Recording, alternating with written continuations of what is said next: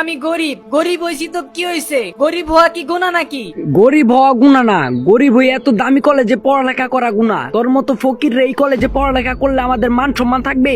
গরিব হওয়া সত্ত্বেও প্রিমিস স্কলারশিপ পেয়ে এত বড়লোকদের কলেজে ভর্তি হওয়ার সুযোগ পায়, কিন্তু প্রিমিসের এই গরিব অবস্থা দেখে কলেজের পোলাপাইনরা তাকে সবসময় অপমান অপদস্থ করতে থাকে। হঠাৎ একদিন তাদের কলেজের একটা মেয়ে তার জন্মদিনে তাদের কলেজের সবার সাথে সাথে প্রিমিসকেও ইনভাইট করে। আরে ভাই, তোমার আবার এই ফকির ইনভাইট করার কি হইলো?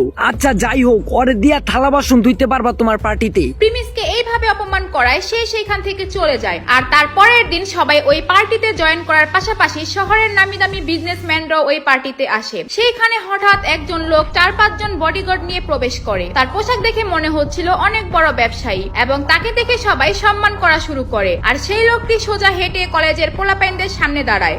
আমার প্রিয় বন্ধুরা, কিসের থালা বাসন যেন আমাকে দিয়ে ধোয়াবা তোমরা?